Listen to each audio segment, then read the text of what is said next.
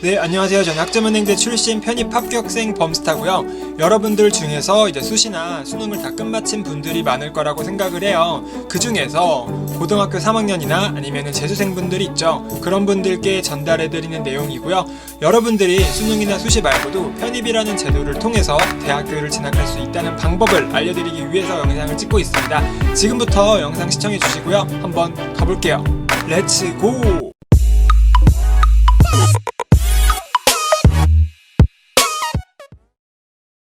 일단 수능 보신 분들 성적 발표 다 됐고요. 그 다음에 수시 결과 거의 다 나왔습니다. 여러분들이 가야 될 대학교는 어느 정도 지금 정해진 상황이라고 보시면 되고요. 현실을 부정하시면 안 돼요.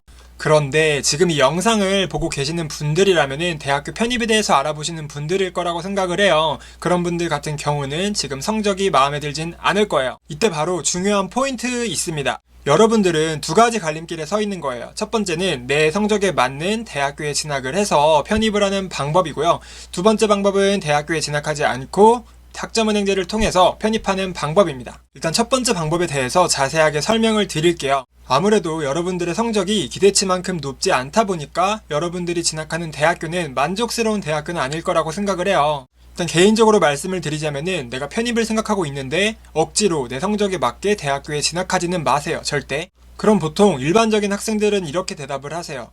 내가 편입에 떨어질 수도 있으니까 보험을 만들어 놓기 위해서 대학교에 진학을 하는 것 뿐이에요 라고 말씀들을 하시는데, 어느 정도 공부를 열심히 해놓고 괜찮은 대학교에 진학하면 모를까, 여러분들은 공부를 하지도 않고 그냥 성적에 맞게 대학교에 가서 보험으로 들어둔다? 이거는 앞뒤가 안 맞는 거예요. 보험이 될 수가 없는 것입니다. 그래서 편입을 목적으로 대학교에 진학하시는 분들 있죠. 이런 분들은 내가 그 진학한 대학교를 졸업해도 상관없지만 내가 편입을 도전해서 혹시 붙으면은 되게 좋을 것 같아. 만약에 편입에 떨어지면은 기존 대학교를 다니지 뭐, 이런 느낌으로 가셔야지 여러분들이 후회가 안 남습니다. 나는 정말 편입에 대한 의지가 확고해, 난 정말 절실해, 약간 이런 분들이랑은 맞지 않는다는 거예요. 그러니까 왜 그런 거냐면은 내가 대학교에 진학을 하면은 그 대학교별로 또 과제, 시험, 토론, OT, MT 이런 행사들이 되게 많단 말이에요. 여러분들이 이런 다양한 일정들을 소화하면서요, 또 별도로 편입 공부를 또 해줘야 되는데 이 편입 공부할 시간이 할애가 안 된다는 거예요. 그러니까 시간이 모자라다. 그 대학교에 진학을 하면 또 친구들이 또 생길 거 아니에요. 그런 친구들이랑 또 대화를 하면서 나의 처음 목표가 좀씩 사라지고,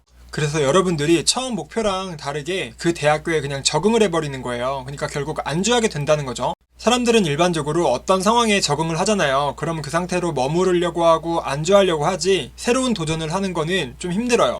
그렇기 때문에 한 학기만 하거나 아니면 1년만 다니고 자퇴를 하시면서 편입하시는 분들 있잖아요. 이런 분들 정말 대단한 거예요, 사실. 그래서 편입에 대해서 내가 정말 확고하고 정말 간절한 의지가 있다라고 하시면은 아까 말씀드린 두 번째 방법을 이용해야 됩니다. 바로 학점은행제를 통한 편입인데요. 저 같은 경우에도 이제 수능 등급이 5등급 정도로 나와버리니까 고민을 했어요. 지방에 있는 4년제를 갈지 아니면은 수도권에 있는 전문대를 갈지, 이런 식으로 고민을 하다가 그때 마침 지인의 소개로 학점은행제라는 제도를 알게 된 거예요. 그래서 이런 식으로 하면 편입을 할 수 있대 라고 하시더라고요. 그래서 저 같은 경우는 성적에 맞게 대학교를 진학하긴 싫었고요.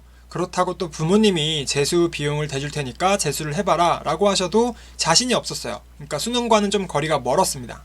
바로 그때부터 학점은행제 상담받고 시작을 하게 된 거예요. 결심을 하게 된 거죠. 근데 이 학점은행제 편입이 너무 생소하다 보니까 제가 잠깐만 짚어드리고 넘어갈게요. 온라인 학점은행제랑 오프라인 학점은행제가 구분되어 있는데요. 오프라인 학점은행제는 일반적으로 여러분들이 아시는 것처럼 어떤 땡땡 대학교 부설 평생교육원 아니면 땡땡 대학교 전산원, 이런 식으로 있는 게 오프라인 평생교육원이고요. 이런 오프라인 평생교육원은 단점이 뭐냐면은 내가 일반적으로 전문대나 4년제 대학교를 가는 거랑 크게 다를 바가 없어요. 똑같이 과제, 시험, MT, OT 이런 것들이 좀 빡셉니다. 결론적으로는 내가 편입 공부 시간 확보하기 위해서 학점은행제를 하는 건데 오프라인 다니면서 내가 편입 공부를 한다, 이거는 앞뒤가 안 맞는 말이거든요. 그러니까 한마디로 오프라인으로 하지 말고 웬만하면 온라인으로 해서 편입 공부를 하시는 게 여러분들에게 큰 도움이 될 거라고 생각을 해요. 온라인과 오프라인의 차이점은 제 이전 영상에 잘 정리를 해두었으니까 참고해 보시면 되고요. 학점은행제부터 설명드리자면은 고등학교 졸업자 이상이면 누구나 시작이 가능하고요. 강의랑 자격증 등을 통해서 학점들을 취득을 해요. 그래서 그 학점들이 일정 학점이 모이게 되면은 그게 졸업장이 되는 거고요. 그 졸업장이 여러분들의 곧 편입 지원 자격이 되는 것입니다. 일반적으로 전문대학교를 진학하면은 2년이 걸려야지 졸업장이 나오거든요. 근데 학점은행제는 특히 온라인의 경우에는 8개월이면은 전문 학사가 나와요. 그래서 동등한 학력을 유지할 수 있는 건데요. 그 전문 학사를 통해서 여러분들이 일반 편입에 지원할 수 있는 거고요. 근데 여러분들 중에서도 학사 편입을 하고 싶어하는 분들이 계실 거예요. 근데 학사 편입은 사실 4년제 대졸자 학사 학위가 있어야 돼요. 그러니까 학점은행제로 따졌을 때 140학점이 있어야 된다는 건데 그걸 1년 만에 취득하려면은 편입 공부할 시간이 할애가 안 됩니다. 여러분들이 지금 이걸 확실하게 알아야 돼요. 학점은행제로 이제 학위를 취득하는 과정이 결국에 편입 지원 자격을 만드는 것 뿐이에요.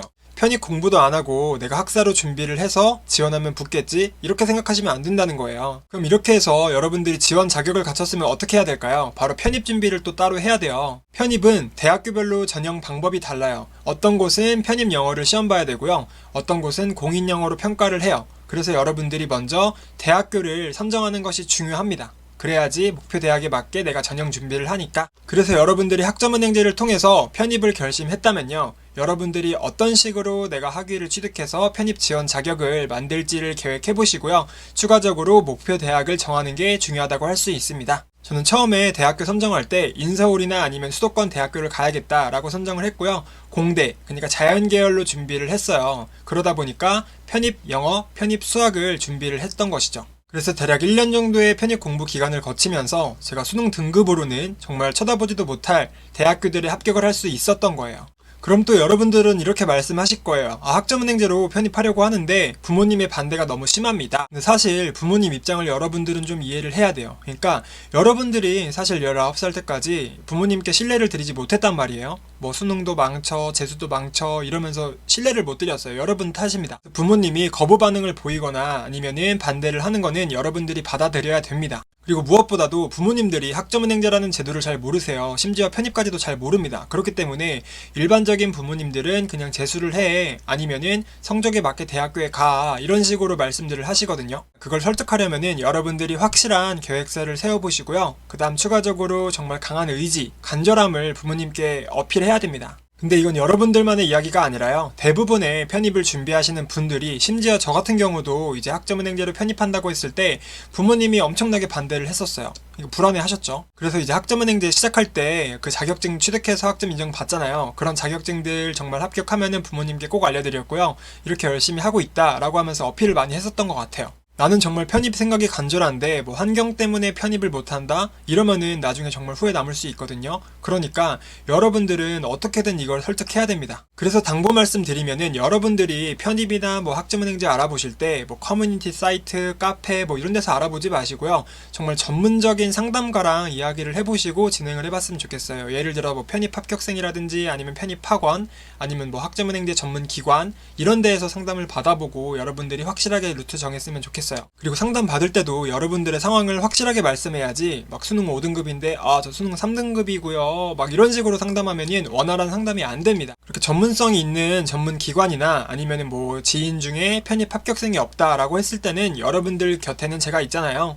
저도 학점은행제를 통해서 편입을 해봤기 때문에 웬만한 케이스들은 다 알고 있고요. 그렇기 때문에 저에게 도움 요청을 해주셔도 되니까 하단 댓글 남겨주셔도 되고요. 근데 일단은 여러분들이 제 이전 영상들 보시면 편입에 기초가 될 수 있는 영상들이 되게 많아요. 그 영상들 보시면서 한번 여러분들에게 어떤 게 맞을지 한번 고민을 해보세요.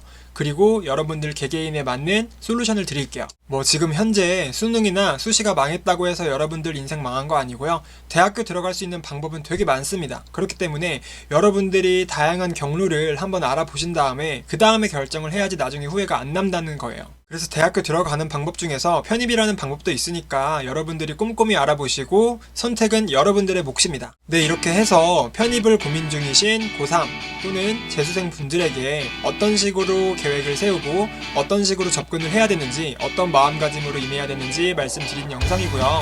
그리고 아까 말씀드린 대로 제 이전 영상 보시면요, 뭐 학점은 행제하는 방법, 이런 관련 영상들이 되게 많고요. 편입 관련해서도 영상이 많으니까 여러분들이 해당 채널 둘러보시면서 좀 공부를 해봤으면 좋겠어요. 궁금한 점에 대해서는 언제든지 댓글 남겨주시고요. 편입은 특히 개개인별로 상황이 너무 달라요. 그러다 보니까 세부적인 사항을 말씀해 주시면은 거기에 맞는 솔루션을 드리도록 해볼게요. 그리고 해당 영상이 마음에 드셨다면은 구독과 좋아요도 한 번씩 부탁드리고요. 하단에 댓글 남겨주시면은 제가 바로바로 피드백을 도와드릴 테니까 여러분들 너무 걱정하지 마세요. 지금까지 편입 합격생 범스타였고요. 다음 시간에는 더 좋은 영상으로 찾아뵐게요. 감사합니다.